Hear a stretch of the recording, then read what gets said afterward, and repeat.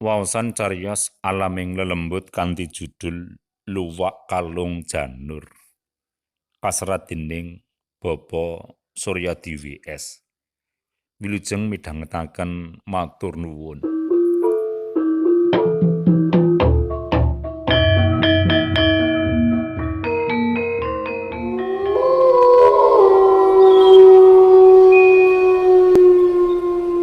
Wirya Katri iku wis randha.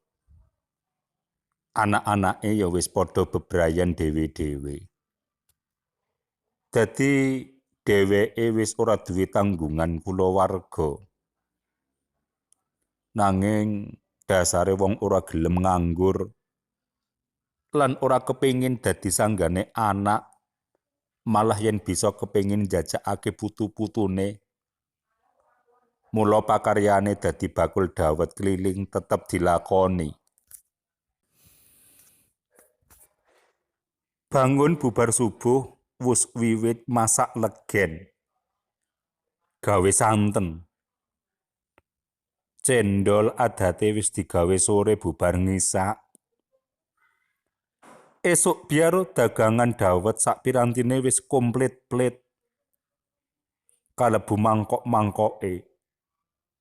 Kuali isi santen, kendil isi legen, kowah isi cendol, dingklek, tumpukan mangkok, kabeh mlebu tenggok sing digendong.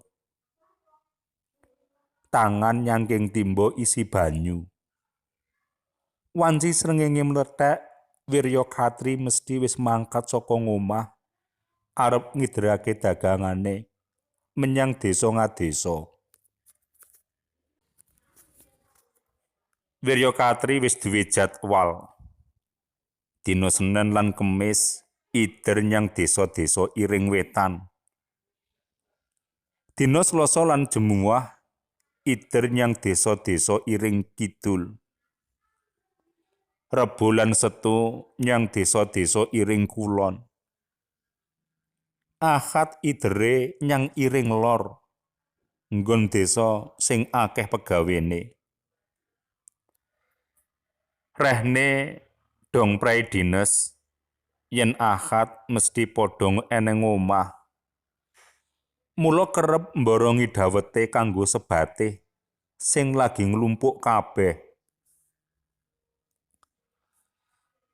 Dina iku mbeneri Kemis wagi. Kaya padatan jam 7 esuk Wirya Katri wis sawega kanthi dagangane komplit. Tenggok digendong nganggo slendange. Tangan tengen nyangking ember isi banyu. Tangan kiwa lembean kanggo njaga keseimbangane awak.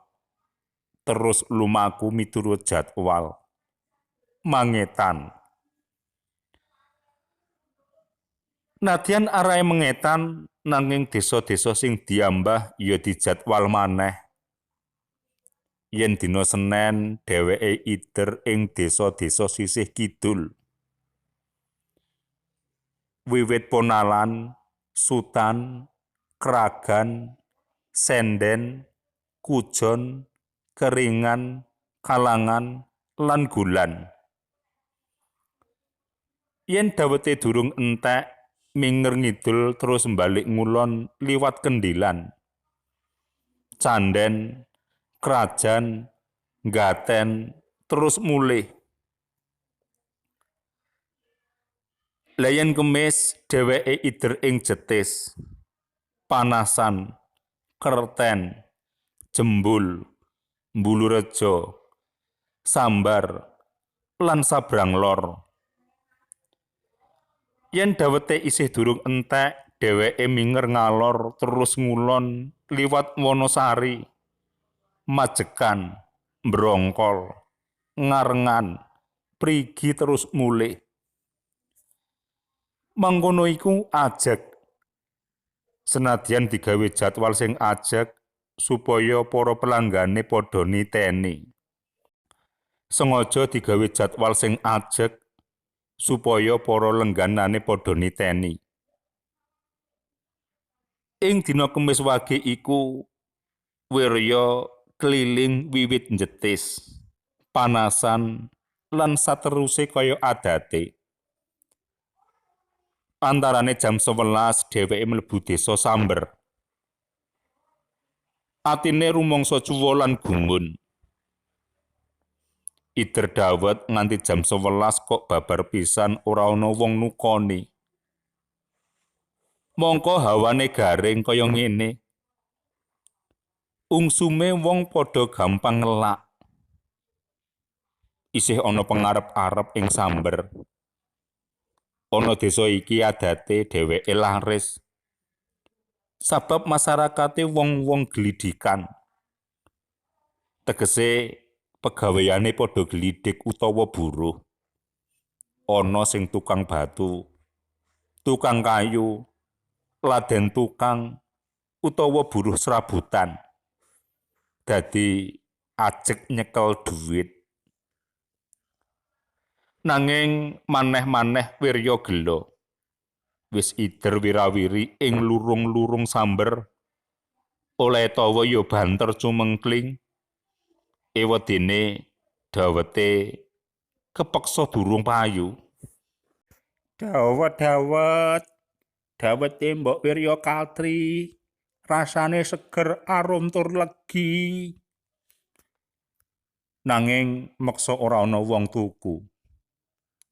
Malah mak gaduk. Lakune tekan ngarep gapura makam gedhe. Dheweke batin. Aku kok ider mrene iki arep ngideri sapa? Apa ngideri kijing? Wirya balik ngetan. Menggok ngidul. Ngetan maneh karo tawa. Dawete Mbok Wirya Katri. Rasane seger, arum tur legi. Bubar tawa ngono, mak gaduk. Tekan ngarep gapura makam maneh. Batine Wirya,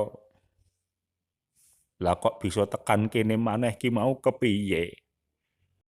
Iyalah, wong ki nek lagi apes ora kaya wong. Luwak mangan tales, awak lagi apes. Luwak mangan tatal, awak lagi sial. Luwak kalung janur, awak lagi kujur. Bali mlaku maneh, nyetan. Terus ganti menggok ngalor. Terus ngetan. Batine kebak tondo pitakon. Lakune kok kaya mung ngluthek ana njeron desa Samber wae to. Ya bener, Samber iki desa gedhe. Ning wiwit mau kok ora tekan plong-plongan lurung sing metu saka desa kene. Dheweke wis rumangsa wegah ider ing desa kono. Sabab wiwit mau ora ana wong nukoni. Aja maneh nukoni. Wong lirik wae ora ana blas. Coba tawa maneh. Dawete Mbok Wirya Katri, rasane seger, arum tur legi. Tetep ora ana wong tuku, ora ana wong lirik. Malah maneh-maneh mak gaduk. Tekan ngarep gapura makam gedhe. Judeg atine Wirya Katri. Dheweke ora wedi, ya mung judeg lan bingung. Akhire pepes pengarep-arepe. Tekate mung arep mulih. Dawete bubruk ora payu ya wis. Mula dheweke enggal-enggal ninggalake gapura makam iku. Mlaku ngidul terus menggok ngulon arep mulih nyang desane. Nanging rumangsane kok suwe ora tekan pinggir desa. Ora metu-metu saka desa kono. Mongko srengenge wis nglewang ngulon. Kira-kira 3 jam maneh wis bakal surup surya. Lah kok ora metu-metu saka desa kene? Apa kelakon aku mengko nginep kene? mengkono batin atine. Lagi wae mikir ngono, jebul mak jegagik tekan ngarep gapura makam maneh. Sepisan iki Wirya ora judeg, ora bingung, ora wedi, nanging nesu. Kanthi rai mangar-mangar lan mripat mencereng, dheweke ngulatake kuburan-kuburan ing jero makam. Tangan nuding-nuding karo muni-muni. Kowe njarak ngganggu gawe aku ya? Iya. Demit jaratan. Aja main demit-demitan. Ayo yen wani ngetoko. Arep njaluk dawet tak wenehi. Arep tuku dawet tak doli. Arep mborong dawetku kabeh. Borongen waton cocok regane. Nanging ngetoko. Nek ora ngetok, apa njaluk tak uyuhi kowe Ayo padha ngetoko. Aja mung main demit-demitan kowe para demit jaratan. Mbah, sampeyan ki menekke sapa? Wirya Katri kaget bareng weruh-weruh ana bocah ngadeg ing sandinge. Takon-takon perkara oleh muni-muni. Bocah iku disawang, katon polos lan lugu. Nuli ngomong maneh. Wiwit mau tak goleki kok malah muni-muni ana kene. Kowe goleki aku, arep ngopo? Arep tuku dawet. Ora, Mbah. Sampeyan dikon mara nyanggone eyang. Arep ditukoni dawet. Oh iya. Ucape Wirya bungah. Lah omahe eyangmu sing endi? Ayo ngetutno aku, Mbah. Omonge bocah karo ndisiki mlaku. Wirya ngetutake ing mburine. Ora let suwe wis tekan omah gedhe model joglo. Ing emperan ana wong wadon tuwa. Nyandange alus sajak miyayeni. Weruh tekane Wirya Katri, wanita sepuh iku guneman. Lek Wirya, dawetmu arep tak tuku kabeh sak ana-anane. Arep tak nggo bancaan kanggo ngancani sega tumpeng sing wis ndak tata iki. Tulung ya, Lek. Cendol, santen, lan legenmu salinono nyang wadah sing wis ndak cepakake kuwi. Oh inggih, Nyai. Ature Wirya. Ing emper, cedhak tatanan tumpeng, janganan pancen wis cumawis kuali 3. Ceket-ceket Wirya ngiling santen, legen, lan cendole menyang kuali kasebut. Sawise rampung ngedoli dawet, wong wadon sepuh iku ngulungi dhuwit 50.000 marang Wirya. Mesti wae Wirya kaget. Nyai, artane kok kathah sanget. Ature karo nuduhake dhuwit iku. Dawet kula niku ajine namung 10.000. Ya wis rapopo, Lek. Tampanen wae. Aku iki lagi syukuran. Saka bungah-bungahku, putuku tambah 1 maneh. Tampanen wae. Nggone njajakake putumu. Oh inggih, Nyai. Matur nuwun sanget. Mugi Nyai pinaringan panjang yuswa. Awet momong anak putu. Iya, Lek. Kowe ya dak dongakake panjang umur. Awet momong putumu. Nyuwun pamit, Nyai. Ature Wirya karo nggendong tenggoke. Nuli mangkat lunga ngungkurake wanita sepuh iku. Ninggalake omah joglo sing latare jembar iku.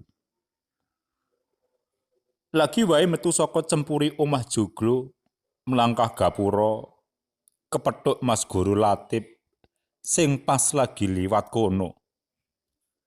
Mas Guru iku salah siji lengganane Wirya ing desa kono. Sajak kaget lan gumun Mas Guru Latip ngaruwi. Lho Lek Wirya, sampeyan niku saking pundi? Saking daleme Nyai. Dawet kula diborong sedaya niki wau. Omong ngono Lek Wirya karo noleh memburi. Nanging kaya ngopo kagete. Sakala awake dadi merinding kabeh. Umah juglu pelataran jembar mau wis ora ana. Sing katon ing mburine Wirya jebul njaratan gedhe. Astagfirullahaladzim. Sebute Lek Wirya karo nyedhaki Mas Guru. Wonten apa, Lek? Ampun ajre. Sampeyan critakake. Wonten apa? Wirya banjur nyritakake lelakon sing tansah godag-gadhug makam wiwit mau awan nganti sore. Nganti akhire dawete diborong kanggo syukuran mapak putune Nyai sing tambah siji. Mas Guru mantuk-mantuk. Pancen Lek, seminggu kapengker sing dikubur ing makam ngriki tambah setunggal. Mungkin niku sing dimaksud tambah putu. Nanging ampun wedi, lan ampun kapok dodol dawet ngriki. Gunume Mas Guru nerangake. Wah, lah mengke nek kula dibingung-bingungake malih kados wau pripun Mas Guru? Mas Guru Latip sing guru agama iku gumuyu. Ngandani. Sesuk malih yen liwat ngarep gapura makam niki sampeyan uluk salam. Assalamualaikum ya ahlal kubur. Ngoten. Insya Allah sampeyan boten dipun bingungaken. Oh, matur nuwun Mas Guru. Ucape Wirya nuli pamitan mulih. Atine bungah sabab duwit sing diwenehi mbok nyaine mau tetelo isih wutuh. Ah, wong nek lagi bejo ya ora kaya wong. Iki iwak kalung janur. Awak lagi mujur. Luwak mangan jagung. Awak lagi untung. Mengkono batine Wirya Katri sing pancen seneng guyon.